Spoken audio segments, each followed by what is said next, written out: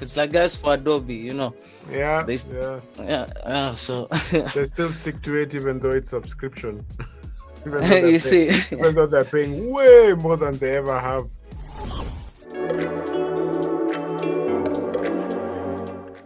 And welcome to the Sit Down, where we have conversations with creators from across this beautiful motherland of ours.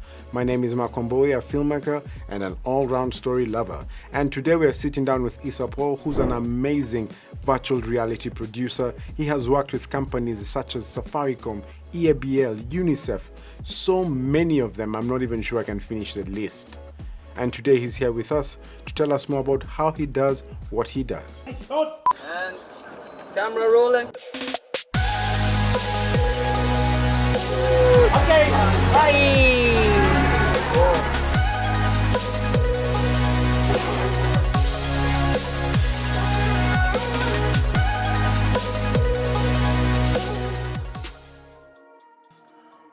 As we get into a bit more detail about virtual reality, the first question that always comes to mind for me is, how do you start? You know, when you're filming a 2D scene, you know, this is my frame, this is what I want to show the audience, I'm controlling this element at a time. When, for example, you're shooting 360, what's the thought process about what you're framing when you're not framing? You're probably framing because you're choosing where to place the camera, but what's the thought process around deciding what to film and where to place the camera? Yeah. So I think it's also kind of derives it from gaming rules. So I think most gamers get to either be in a first person position or in a third person position. So what you really have to decide is what kind of experience do you want your viewer to have. Are you trying to incorporate your viewer into the story? So do they have a more first, POV kind of experience? Are they a character, or are they just a bystander in that light? Or are you now trying to play around with some of these, camera angles, heights, drone shots, trying to create, maybe more of a wider landscape or a wider view of what is happening. So I think it's just trying to decide how you want what kind of experience you want your viewer to have. Yeah. So for example, if it's a horror movie, it's so much cooler to kind of have your character or your viewer written in. They don't necessarily have to make decisions, but there are things that can happen to them in this environment that can either heighten their fear or create more tension, or even just have them view this in first person and not be able to do anything about it. So it just depends on what kind of experience you want your viewer to have within your story. Yeah, and for a lot of filmmakers, and especially because you come from a background of filmmaking, always argued the trick and why in the film community always thought, okay, we thought this was gonna work, but we are all a bit more skeptical about it because we lose the power of deciding where the audience looks. How do you manage that? How do you manage that fact that the audience can decide your action is happening in front of them, but they can decide to look left or to look right or to look at behind? How do you manage that when you're creating a virtual film or kind of storytelling? Yeah. Okay, that's a good question. I think the biggest thing with when you're trying to set up a scene and you want these guys to focus in a certain direction, you have different cues that you can use. For one, visual cues, which is how you block your action. You can yes, they can be in this free environment, and yes, people will always be tempted to look in certain directions. But depending on how you block your action, it can be very fluid in how that individual's experience is in terms of viewing what's happening. If this is a point of action and I'm facing this when someone starts running like this, visually I'll be drawn to start looking and turning in that direction. But if I just have one person in front of me, initially my instinct will be to look around. If I see no one else, I'm drawn back to this individual. Another thing you have is audio cues. One thing we have in VR and in 360 video is, binaural audio, the way you perceive audio in real life. If someone is talking to you, there's ways you move around audio in that three-dimensional space. So if they're standing in front and they start moving this way, you can actually move that audio in the three-dimensional space in post-production to move with the individual walking, so that as they're turning, it sounds like they're louder towards your right ear, and as they come, you kind of feel like they're towards your back. So it's also something that they use. Audio is very heavy, especially for gaming, because they want you to feel like these sounds are coming from different spaces. Yeah. I mean, I think at some point, I'm not sure whether it'll be accessible to all, but it's definitely gonna come to some point. But then the second question is, you created a scene. Okay, you've placed the camera, you've decided the position that someone needs to be for this particular scene. But how do you? And it seems simple. It's probably just cutting. But for me, how do you intercut the? And I know it seems like a basic question, but for me it always surprises me. So how do you move this character from one scene to the next? Is it just the simple editing technique where you're just hard cutting, crossfading? Is there a particular editing language when it comes to virtual reality? Not necessarily, because at the end of the day, your entire experience or your entire movie can happen in one room. So really, there all you're doing is blocking action and ensuring sound is where it needs to be. You really won't have any cuts in that type of an experience. If let's say you're stuck in an asylum with someone who's there, it doesn't have to be intercutting and whatnot to create that kind of experience. But yes, the techniques don't vary insanely that much. Your transitions can be creative depending on whatever you're trying to create. Like, for example, someone's looking at the bottom of a cup and like it comes up, different stuff you can play around with. But as far as cutting, it's not that far off from what you do in linear editing. How about moving the camera? Because if it's shooting everything, how do I move it in, go to another room? Like what's that like, so that I can wrap my head around it? So right now now that's where tech can also be leveraged, because for one, they have now, similar to what you've seen as a Mars rover, they have similar rigs as those that you mount your camera and it mimics that movement. So depending on how fast, for example, if someone is running, you can speed that up. If someone is walking, you can speed that down. That allows you to mimic movement. You have they're similar to zip lines that you can set up in different spaces that can move along to still give you motion. Motion is not foolproof. It's really not foolproof unless you're talking about now a CG created three-dimensional environment. Right now, what you can do is, yes, you can capture environments and then recreate those environments on Unity to have 6 degrees of freedom. But a lot of 60 cameras and right now limit you to only 3 degrees of freedom, which is the idea that you can look up, you can look down, you can look up and down, you can look sideways, you can look vertically, you can basically turn around and look, but you don't have that freedom to move. I think what the cameras that maybe that tech is we've seen it get applied in is yes, you can have 360 photos and something similar to what you see on Google Maps. Google Maps has an option for you to be able to leap from this space to this space by clicking on an arrow. So that tech is available. But again, a lot of it is live capture with that element of CG for you to be able to create actual movement. So does that technically mean if you wanted to create a perfect blend of sort of a virtual reality film, would be a combination of CG and live action? If it was possible to combine those two elements in a way that none seems unreal than the other, then you can literally make quite a consuming piece of film. Yeah, no, it's actually very possible to gel the two.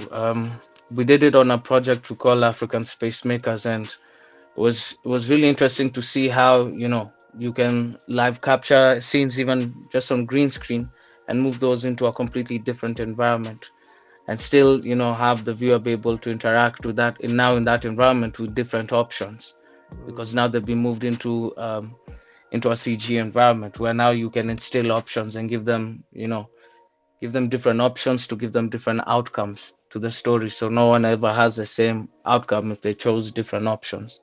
Yeah. So it's very possible. It's very possible. Skating is my passion. It's my life. I don't know where I would be without skateboarding or art. Yeah, you know that I be loving my life, so I be living like I'm living my life for the last time. I guess in the end, we're all looking for our own voice, our own way of saying and doing things, our desire to be heard and seen. My name is Ethan Kantz. This is our story. Positivity is energy and music is the remedy. Yeah, do you want to tell us a bit more about that project and what is it about before we go into the details? Yeah, sure. So, we shot this about 2 years back, about 2-3 years back, about 2018, in Cape Town. So really, the story was following the kid who was facing you initially. His name is Ethan. Really following his story growing up, in the poorer side of Cape Town, and kind of his life revolving around skateboarding and his dreams of being a visual artist.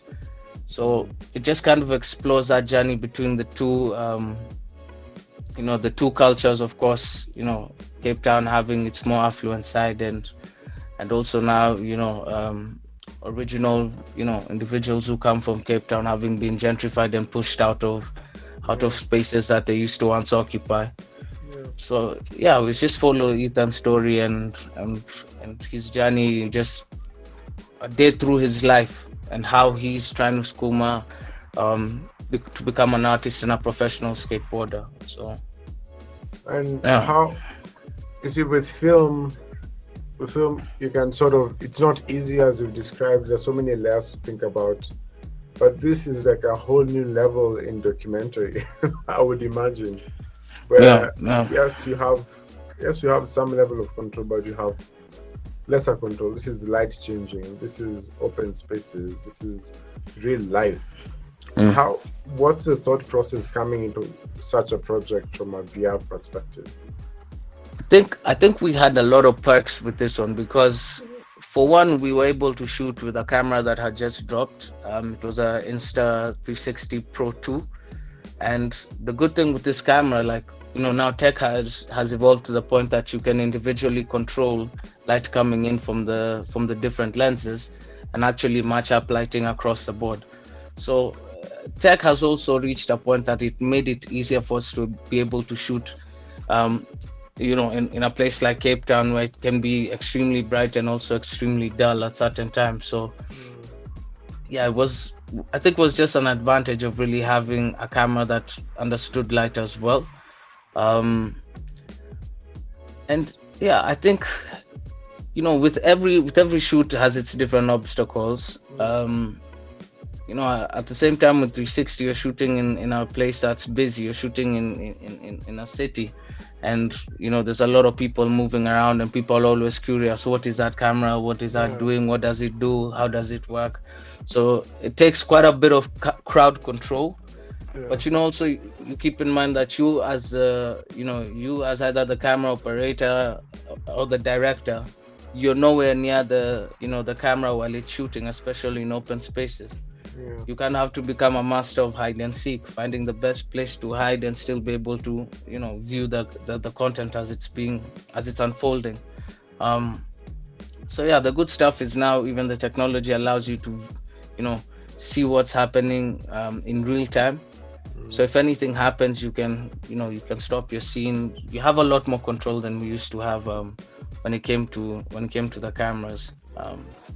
So it made that so much easier in terms of putting this production together.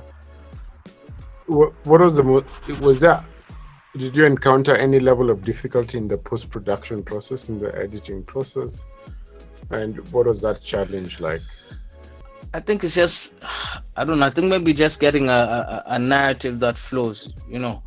A narrative that flows and keeps you connected to Ethan, because sometimes with linear you can have high impact shots that just draw emotion immediately, but in an environment like this one, the viewer has to feel like they're actually connecting with this kid as if they were there. So once they're not feeling that, and even you, when you're not feeling that, it just becomes very tricky. So how do you get Ethan to also interact with the camera to or get shots where he's interacting with the camera to make you feel like, yeah, I'm invested in this kid. Yeah. Okay. And when you're at the end of it, what do you feel like are the lessons that you learned? I'm assuming this film was like a build-up to so much work you had done before. What did you feel like you had learned at the end of this film? A lot of patience. A lot of patience. Like I said, it took about 2 years to put together. So wow. I think a lot of guys tend to think, you can have content and edit it in a month and you'll have an award-winning film, but it really doesn't work like that. In a month, you maybe end up hating the film that you just created, but you loved it 1 month ago. Yeah. So now here you are back again, for the next 6 months, editing, cutting, trying to get everything right. Then you realize you have to go back into the field, shoot a few more shots. So I felt like patience was one thing I learned. If you want something quality and you want to put out something that is impactful, depending on what you want to say, you need to be able to, and you need to be ready to take time with it. Just be patient with it. It's a journey. Yeah. Just to sort of wrap up this session, why is Unity such an important player within the VR CG game? Why do they take such front and center? What makes them special, and why is it important for anyone coming up to sort of interact with them or understand their platform and what they are doing? So for one, I think with a lot of techies, a lot of guys who are into 2D animation and 3D animation are guys who really at one point had to interact with Unity. So I think there was also that learning curve. The guys who interact with Unreal Engine, but that's a much easier platform for you to learn because of all the resources it gives you and whatnot.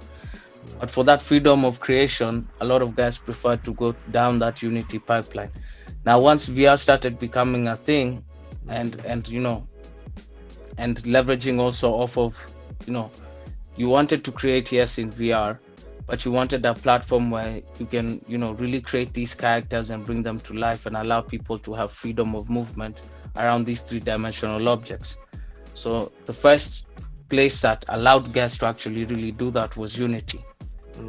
Unity became VR compatible, as the first DK2 when Oculus was launching the DK1. Once they launched that first headset, it was already Unity compatible. Not many people had heard of Unreal Engine and its investment, yes, in gaming, but not in virtual reality gaming. Yeah, so I think it's just the tools that it offered and the way it just kept on evolving, allowing guys to add on to their creations and create really high fidelity stuff, even in three-dimensional worlds, and animate a lot more characters, create more complex worlds. I think the gaming industry is what really leveraged and pushed Unity to where it's at. And now it's just a really cool tool for you to be able to, to leverage live action in VR. But it's always been there even for a lot of guys who animate around the world. So nostalgia maybe. I think it's a big nostalgia, and also just keeping up. It's like guys for Adobe, So they they still stick to it even though it's subscription. You see, even though they're paying way more than they ever have for so many years. exactly. So yeah. All right. I want to say thank you so much for sharing such beautiful insight into the world of virtual reality and the amount of work it takes to be able to build that. If anyone wants to ask questions, find out more about you, find out more about your work, or if they have interest in getting into VR or AR, how can they find you? Yeah, my socials. I don't know. It's just on Instagram. I go by @I am_Atari. You can also find me on Facebook. As Isa Mohamed. Yeah, really, you can reach out anywhere. I'm not that hard to find. LinkedIn, Isa Mohamed as well. So yeah. All right. Freaking amazing. Thank you so much for taking your time and for sharing all this beautiful experience that you've had. We appreciate you. Sure thing. Thank you for having me. All right. Have an amazing day. You too. Cheers, guys. Cheers. Thank you for watching. See you on the next one.